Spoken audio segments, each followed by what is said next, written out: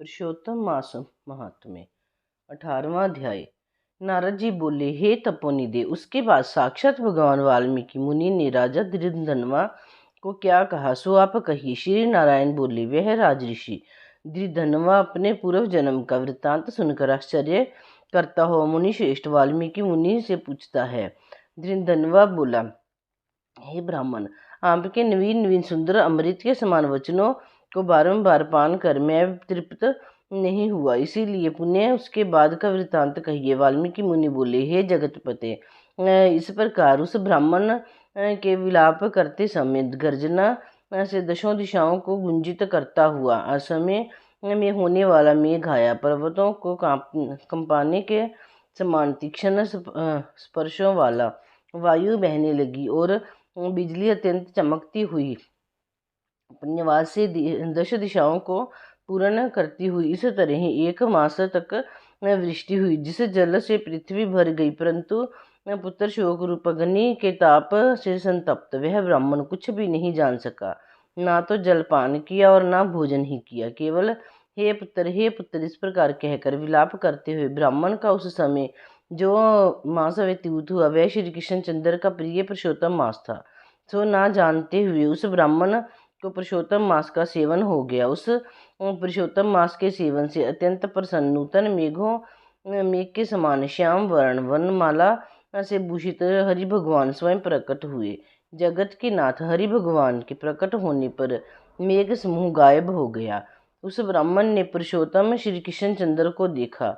दर्शन होने के साथ ही गोद में लिए हुए पुत्र के शरीर को जमीन पर रखकर स्त्री सहित ब्राह्मण श्री कृष्ण भगवान को दंडवत नमस्कार करता हुआ हाथ जोड़कर श्री कृष्ण भगवान के सामने खड़ा होकर श्री कृष्ण भगवान की ही हमारे रक्षक हों ऐसा विचार करता हुआ भगवान पुरुषोत्तम की सेवा से प्रसन्न अमृत की वृष्टि करने वाली अत्यंत मधुर वाणी से बोले। श्री हरि भगवान बोले, हे भो सुदेव, तुम धन्य हो। इस समय आप भाग्यवान हो। तुम्हारे भाग्य के वर्णन करने में त्रिलोक्य में कौन समर्थ है। हे वत्स, हे तपोधन, जो तुम्हारा होने वाला है उसको हम कहेंगे, तुम सुनो। हे ब्राह्मण, 12,000 वर्ष की आयु वाला पुत्र तुमको होगा। इसके बाद तुमको पुत्र से होने वाले सुख में संदेह नहीं है। हे द्विजातम, प्रसन्न मन से मैंने यह पुत्र तुमको दिया है। हमारे प्रसाद से होने वाला तुम्हारे पुत्र सुख को देखकर हे द्विजोतम देवता, गंधर्व और मनुष्य लोग पुत्र सुख की इच्छा करने वाले होंगे। इस विषय में तुमसे प्राचीन इतिहास कहूँगा, जिस इतिहास को पहले मार्कंडेय मुनि ने राजा रघु से कहा था। प्रथम कोई श्रेष्ठ मन वाले धनु नामक मुनीश्वर लोगों को पुत्र रूप मानसिक चिंता से जले हुए देखकर दुखित हुए और अमर पुत्र की इच्छा करके दारुण तप करने लगे। 1000 वर्ष बीत जाने पर धनुर्मुनि से देवता लोग बोले, हे मुनीश्वर, तुम्हारे कठिन तप से हम सब प्रसन्न हैं, इसीलिए अपने मन के अनुसार सर्वश्रेष्ठ वर को मांगो। श्री नारायण बोले, देवताओं के अमृत तुल्य इस वचन को सुनकर उस तपोधन धनुर नामक मुनि ने बुद्धिमान और अमर पुत्र को मांगा। उस ब्राह्मण से देवताओं ने कहा कि पृथ्वी में ऐसा कोई पुत्र नहीं है। तब धनुर्मुनि ने देवताओं से कहा कि अच्छा, ऐसा पुत्र दो जिसकी आयु की मर्यादा बंदी हो। देवताओं ने कहा कि कैसी मर्यादा चाहिए, कहो। इस पर उस मुनि ने भी कहा कि यह महान पर्वत जब तक रहे तब तक उसकी आयु हो, वे ऐसा ही हो। इस प्रकार कह इंद्रादि देवता स्वर्ग को चले गए। धनुर्शर्मा ने थोड़े समय में वैसा ही पुत्र को प्राप्त किया। उस मुनि का पुत्र आकाश में चंद्र के समान बढ़ने लगा। 16वें वर्ष के में होने पर मुनीश्वर के ने पुत्र से कहा, हे वत्स, ये मुनि लोग कभी भी अपमान करने योग्य नहीं है। इस तरह शिक्षा देने पर भी उस पुत्र ने मुनियों का अनादर किया। आयु की मर्यादा के बल से उन्मत्त उसने ब्राह्मणों का अपमान किया। किसी समय परम क्रोधी महिष नामक मुनि ने विधि से शुभ फल देने वाले शालग्राम शिला का पूजन किया। उसी समय उस बालक ने वहां आकर शालग्राम शिला को जल्दी से लेकर अपनी चंचलता के कारण हंसता हुआ प्राण पूर्ण जल वाले कूप में छोड़ दिया। क्रोध से युक्त दूसरे काल रुद्र के समान महिष मुनि ने उस धनुर्मुनि के पुत्र को शाप दिया कि यह अभी मर जाए, परंतु उसे मृत हुए ना देखकर मन में मृत्यु के कारण का ध्यान किया। देवताओं ने इस धर्ममुनि के पुत्र को निमित आयु वाला बनाया। इस तरह चिंता करते हैं महिष मुनि ने लंबी सांस ली, जिससे कई कोटि महिष पैदा हो गए और उन महिषों ने पर्वत को टुकड़ा टुकड़ा कर दिया। उसी समय मुनि का अत्यंत दुर्मद लड़का मर गया। धनुर्मुनि ने अत्यंत दुख से बार बार विलाप किया। बाद अनेकों प्रकार विलाप कर पुत्र के शरीर को लेकर पुत्र के दुख से अत्यंत पीड़ित हो चिंता की अग्नि में प्रवेश किया। इस प्रकार हठ से पुत्र प्राप्त करने वाले कहीं भी सुख को नहीं पाते। हे तपोधन, गरुड़ जी ने ये जो पुत्र दिया, इससे संसार में तुम प्रशंसनीय पुत्रवान होगे। हे आनंद, मैंने प्रसन्न होकर पुरुषोत्तम के महात्म्य से इस पुत्र को चिरस्थायी किया है। यह तुमको सुख देने वाला हो। पुत्र के साथ सर्वदा गृहस्थ आश्रम के सुख को भोगने के बाद तुम ब्रह्मलोक को जाओगे। वहां उत्तम सुख देवताओं के वर्ष से 1000 वर्ष पर्यंत भोग कर पृथ्वी पर आओगे। हे जो तुम यहाँ चक्रवर्ती राजा होगे। धृंधनवा नाम से प्रसिद्ध तथा सेना सवारी से युक्त हो 10,000 वर्ष पर्यंत पृथ्वी के राजा का सुख भोगोगे। इंद्र के पास से अधिक अखंड बल और ऐश्वर्य होंगे। उस समय यह गौतमी स्त्री पटरानी होवेगी, नित्य पति सेवा में तत्पर और गुण सुंदरी नाम वाली होगी। राजनीति विशारद तुमको 4 पुत्र होंगे और सुंदर मुख वाली महाभागा सुशीला नाम की कन्या होगी। हे महाभागा, असुरों और असुरों को दुर्लभ संसार के सुखों को भोगकर तुम संसार रूपी समुद्र के पार करने वाले विष्णु भगवान को जब भूल जाओगे, तब हे विप्र, उस समय वन में यह तुम्हारा पुत्र शुक पक्षी होकर वट वृक्ष के ऊपर बैठकर वैराग्य पैदा करने वाले श्लोक को बार बार पढ़ता हुआ तुमको इस प्रकार बोध कराएगा। शुक पक्षी के वचन को सुनकर दुखित मन होकर घर आओगे। संसार के विषय सुखों को छोड़कर चिंता रूपी समुद्र में मगन हो। हे भूसुर, तुमको वाल्मीकि मुनि आकर ज्ञान का कराएंगे। उनके वचन से निसंदेह हो शरीर को छोड़कर हरि भगवान के पद को दोनों स्त्री पुरुष तुम जाओगे, जो कि पद आवागमन से रहित कहा गया है। इस प्रकार महाविष्णु के कहने पर वह ब्राह्मण बालक उठ खड़ा हुआ। वे दोनों स्त्री पुरुष ब्राह्मण पुत्र को उठा हुआ देखकर अत्यंत आनंदित हो गए। सब देवता लोग भी संतुष्ट होकर पुष्पों की वर्षा करने लगे। शुक्रदेव ने भी श्रीहरि और माता पिता को प्रणाम किया। उस ब्राह्मण को पुत्र के साथ देखकर गरुड़ जी भी अत्यंत प्रसन्न हुए। उस समय चकित हो ब्राह्मण ने श्रीहरि भगवान को नमस्कार किया और हाथ जोड़कर हृदय में होने वाले संदेह को दूर करने के लिए हर्ष के कारण गदगद वचन से जगदीश्वर से बोले, हे हरे, मैंने 4000 वर्ष पर्यंत लगातार अत्यंत दुष्कर तप किया। उस समय मेरे को आपने वहां आकर जो कठोर वचन कहा, हे बस हमने अच्छी तरह देखा है, इस समय तुमको निश्चय पुत्र नहीं है। हे हरे, उस वचन का उल्लंघन कर मेरे मृत पुत्र को जीवित करने का कारण क्या है, सो आप कहिए। इति श्री ब्रह्म नारदीय पुराण पुरुषोत्तम मास महात्म्य 18वां अध्याय समाप्त। अधिक मास महात्म्य 19वां अध्याय। श्री सुत जी बोले, हे तपस्वियों, आप इस प्रकार कहते हुए श्री नारायण को मुनि श्रेष्ठ नारद मुनि ने मधुर वचनों से प्रसन्न करके कहा। हे ब्राह्मण तप मुनि दे सुदेव ब्राह्मण को प्रसन्न विष्णु भगवान ने उत्तर दिया, सो हे तपोनि दे कहिए। श्री नारायण बोले, इस प्रकार महात्मा सुदेव वर्मा ने विष्णु भगवान से कहा। वक्त वत्सल विष्णु भगवान ने वचनों द्वारा सुदेव ब्राह्मण को प्रसन्न करके कहा। हरि भगवान बोले, हे द्विजराज, जो तुमने किया उसको दूसरा नहीं करेगा, जिसके कारण से हम प्रसन्न हुए। आपको आप नहीं जानते हैं, ये हमारा प्रिय पुरुषोत्तम मास गया है। स्त्री के साहित्य शोक में मगन तुमने उस पुरुषोत्तम मास की सेवा हुई है। हे तपोनिधि, इस पुरुषोत्तम मास में जो एक भी उपवास करता है, हे द्विजोत्तम, वह मनुष्य अत्यंत पापों को भस्म कर विमान से वैकुंठ लोक को जाता है। सो तुमको 1 महीना बिना भोजन किए बीत गया और असमय में मेघ के आने से प्रतिदिन प्रातः मध्याह्न साय तीनों काल में स्नान भी अनायास ही हो गया। हे तपोनिधि तपोधन, तुमको 1 महीना तक मेघ के जल से स्नान मिला और उतने ही अखंडित उपवास भी हो गए। शोक रूपी समुद्र में मगन होने के कारण ज्ञान से शक्ति से हीन तुमको ज्ञान से पुरुषोत्तम मास का सेवन हुआ। तुम्हारे इस साधन का तोल कौन कर सकता है। तराजू की एक तरफ पलड़े में वेद में कहे हुए जितने साधन हैं उन सबको रखकर और दूसरी तरफ पुरुषोत्तम को रखकर देवताओं के सामने ब्रह्मा ने तोलन किया और सब हल्के हो गए। पुरुषोत्तम भारी हो गया, इसीलिए भूमि के रहने वाले लोगों से पुरुषोत्तम का पूजन किया जाता है। हे तपोधन, यद्यपि पुरुषोत्तम मास सर्वत्र है, फिर भी इस पृथ्वी लोक में पूजन करने से फल देने वाला कहा है। इससे हे वत्स, इस समय आप सब तरह से धन्य हैं, क्योंकि आपने इस पुरुषोत्तम मास में उग्र तथा परम दारुण तप को किया।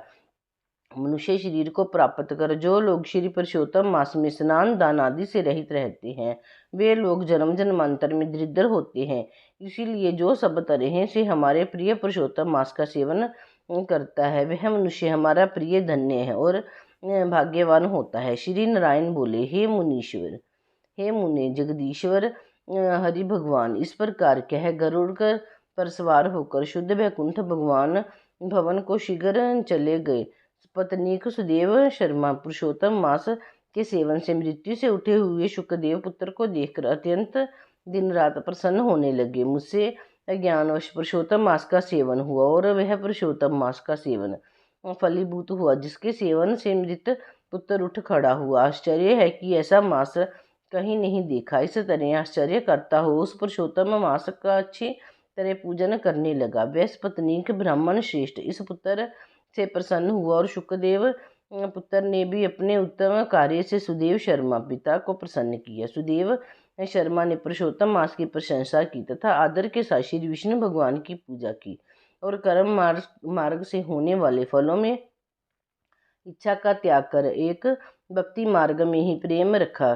श्रेष्ठ पुरुषोत्तम मास को समस्त दुखों का नाश करने वाला जानकर उस मास के आने पर स्त्री के साथ जप हवन आदि से श्री हरि भगवान का सेवन करने लगा। वैश्य पत्नीक श्रेष्ठ ब्राह्मण निरंतर 1000 वर्ष संसार में समस्त विषयों का उपयोग कर विष्णु भगवान के उत्तम लोक को प्राप्त हुआ, जो योगियों को भी दुष्प्राय है। फिर यज्ञ करने वाले को कहाँ से प्राप्त हो सकता है? जहाँ जाकर विष्णु भगवान ने सन्निकट वास करते हुए शोक के भागी नहीं होते हैं, वहाँ पर होने वाले सुखों को भोगकर गौतमी तथा सुदेव शर्मा दोनों स्त्री पुरुष इस पृथ्वी में आए। वहीं तुम सुदेव शर्मा इस समय धृधन्वा नाम से प्रसिद्ध पृथ्वी के राजा हुए। पुरुषोत्तम नाम के सेवन से समस्त रिद्धियों को भोगता हुए, हे राजन, ये आपके पूर्व जन्म की पति देवता गौतमी ही पटरानी है। हे भूपाल, जो आपने मुझसे पूछा है तो सो सब मैंने कहा। और शुक पक्षी तो पूर्व जन्म में जो पुत्र शुकदेव नाम से प्रसिद्ध थे और हरि भगवान ने जिसको जिलाया था, वह 12,000 वर्ष तक आयु भोग कर बैकुंठ को गए। वहाँ वन्य के तालाब के समीप वट वृक्ष पर बैठकर पूर्व जन्म के पिता तुमको आए हुए देखकर मेरे हितों के उपदेश करने वाले प्रत्यक्ष मेरे दैवत विषय रूप सर्प से दूषित संसार सागर में मगन इस प्रकार पिता को देखकर और अत्यंत कृपा से युक्त वह शुक पक्षी विचार करने लगा कि यदि मैं इस राजा को ज्ञान का उपदेश नहीं करता तो मेरा बंधन होता है। जो पुत्र अपने पिता को पुरनाम नरक से रक्षा करता है, वही पुत्र आज मेरा यही श्रुति के अर्थ का ज्ञान व वृथा हो जाएगा। इसीलिए अपने पूर्व जन्म के पिता का उपकार करूंगा। हे राजन, धृधन्वा इस तरह निश्चय करके वह शुक पक्षी वचन बोला। हे पाप रहित राजन, जो आपने पूछा सो सब मैंने कहा। अब इसके बाद पाप नाशिनी सरयू नदी को जाऊंगा। श्री नारायण बोले, इस प्रकार बहुत समय तक उस प्रसिद्ध यशस्वी राजा धृधन्वा के पूर्व जन्म का चरित्र कहकर जाते हुए वाल्मीकि मुनि की प्रार्थना कर असंख्य पुण्यवान राजाओं का राजा वाल्मीकि मुनि को नमस्कार करता हुआ कुछ बोला। श्री ब्रह्म नारदीय पुराण पुरुषोत्तम मास महात्म्य 19वां अध्याय समाप्त। पुरुषोत्तम मास महात्म्य 20वां अध्याय। सूत जी बोले, हे विप्रो, नारायण के मुख से राजा धृधन्वा के पूर्व जन्म का वृतांत श्रवण कर अत्यंत तृप्ति न होने के कारण नारद मुनि ने श्री नारायण से पूछा। नारद जी बोले, हे तपोधन महाराज, धृधन्वा ने मुनि श्रेष्ठ वाल्मीकि जी से क्या कहा सो विस्तार सहित विनीत मुझको कहिए। नारायण बोले, हे नारद सुनिए। राजा धृधन्वा ने महाप्रयाग मुनि श्रेष्ठ वाल्मीकि मुनि से प्रार्थना कर जो कुछ कहा सो मैं कहूँगा। धृतधनवा बोले, मोक्ष की इच्छा करने वाले लोगों से पुरुषोत्तम मास का सेवन किस प्रकार किया जाए, क्या दान किया जाए, इसकी विधि क्या है, ये सब पूर्ण लोक के कल्याण के लिए मुझसे कहिए, क्योंकि आपके समान महात्मा संसार के हित के लिए ही पृथ्वी पर भ्रमण करते हैं। ये पुरुषोत्तम मास स्वयं साक्षात पुरुषोत्तम भगवान है। उस पुरुषोत्तम मास के सेवन से महान पुण्य होते हैं। ये बात मैंने आपके मुख से भली भांति सुनी। मैंने पूर्व जन्म में सुदेव नामक ब्राह्मण श्रेष्ठ होकर विधि से पुरुषोत्तम मास का सेवन किया, जिसको प्रताप से मेरा मृत पुत्र उठ खड़ा हो गया। हे ब्राह्मण, पुत्र शोक के कारण निरंतर निराहारी मेरा यह पुरुषोत्तम मास बिना जाने ही बीत गया। ज्ञान से हुए पुरुषोत्तम मास का ऐसा फल हुआ कि मृत्यु के वो प्राप्त भी शुक्रदेव उठ खड़ा हो गया। हरि भगवान के कहने पर इस अनुभव पुरुषोत्तम मास का सेवन किया। हे तपोधन, मुझे इस जन्म में वह सब विस्तृत हो गया है, इसीलिए इस पुरुषोत्तम मास का पूजन विधान विस्तार पूर्वक मुझसे फिर कहिए। वाल्मीकि जी बोले, ब्रह्म मुहूर्त में उठकर पर ब्रह्म का चिंतन करें, उसके बाद बड़े पात्र में जल लेकर नैऋत्य दिशा में जाएं। पुरुषोत्तम मास को सेवन करने वाले शौच के लिए ग्राम से बहुत दूर जाएं। दिन में तथा संध्या में कान पर जनेऊ को रखकर और उत्तर मुख होकर पृथ्वी को तृण से आच्छादित कर वस्त्र से सिर बांधकर और मुख को बंद कर अर्थात मौन होकर रहें, न थूके न श्वास लें। इस तरह मल मूत्र का त्याग करें और यदि रात्रि हो तो दक्षिण मुख होकर मल मूत्र का त्याग करें और मूत्रेंद्रिय को पकड़कर उठें। मिट्टी शुद्ध मिट्टी को लें। आलस्य छोड़कर दुर्गंध दूर करने के लिए मृतिका से शुद्धि करें। लिंग में एक बार, गुद्दा में 5 बार, बाएं हाथ में 3 बार, दोनों हाथों में 10 बार मिट्टी लगावें। दोनों पैरों में ये 11 बार लगावें। यह गृहस्थ आश्रमी को शौच कहा है। इस तरह शौच कर मिट्टी और जल से हाथ और पैर धोकर दूसरा कार्य करें।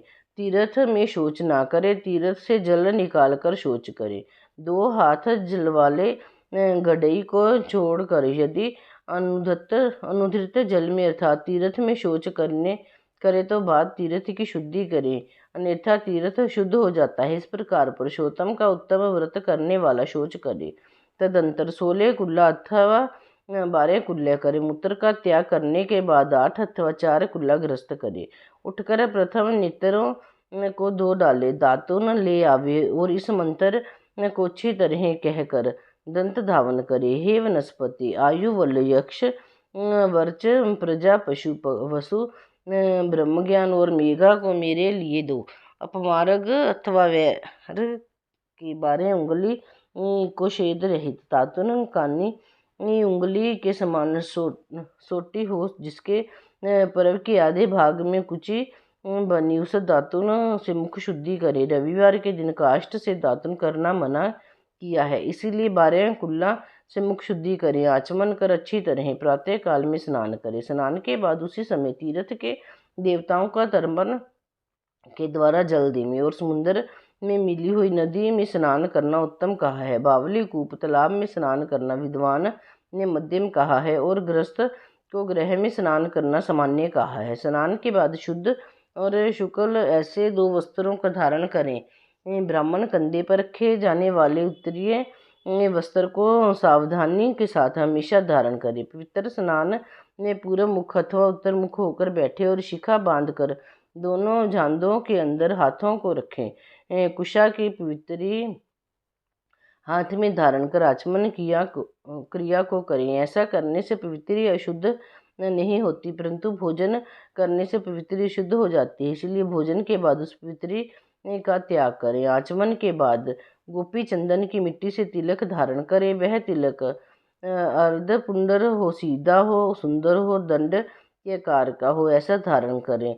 अर्धपुंडर हो अथवा त्रिपुंडर हो, उसको मध्य में छिद्र बनावें। अर्धपुंडर में लक्ष्मी के साथ हरि भगवान स्वयं निवास करते हैं। त्रिपुंडर में पार्वती सहित साक्षात शंकर भगवान सर्वदा वास करते हैं।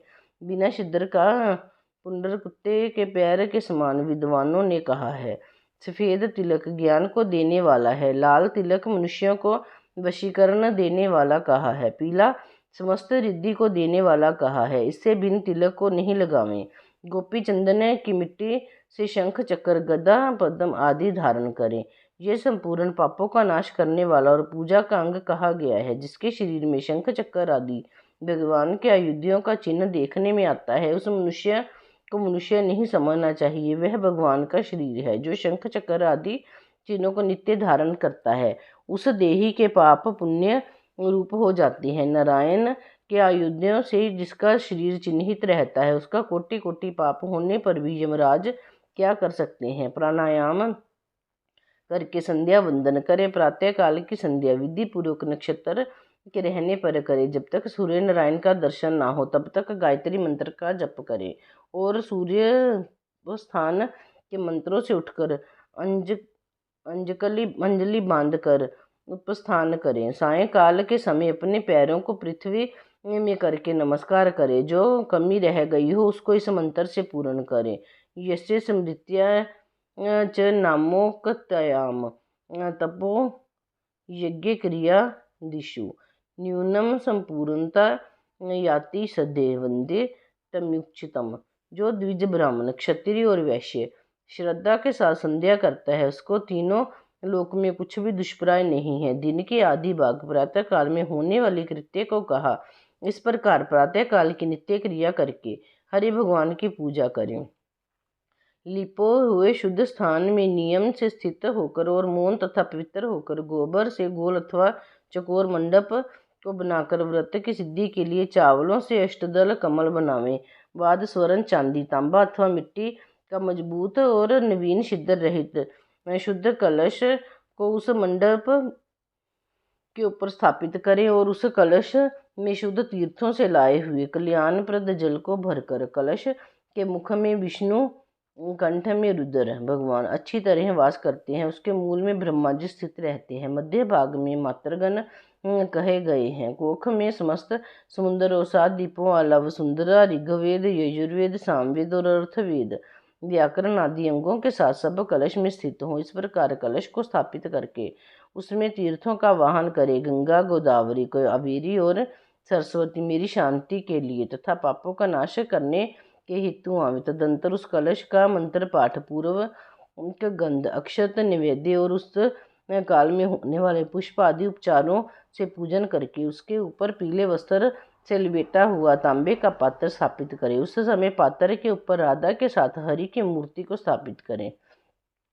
राधा के सहित स्वर्ण की पुरुषोत्तम भगवान की प्रतिमा बनावें और भक्ति में तत्पर होकर विधि के साथ उस प्रतिमा की पूजा करें। पुरुषोत्तम मास के पुरुषोत्तम देवता हैं। पुरुषोत्तम मास के आने पर उनकी पूजा करनी चाहिए। जिस संसार सागर में डूबे हुए को भारता है, उसके इस लोक में भी मृत्यु धर्म वाला कौन मनुष्य पूजा नहीं करता है। ग्राम फिर मिलते हैं, धन फिर मिलता है, पुत्र फिर मिलते हैं, ग्रह फिर मिलता है, शुभ अशुभ कर्म फिर मिलते हैं, परंतु शरीर फिर नहीं मिलता।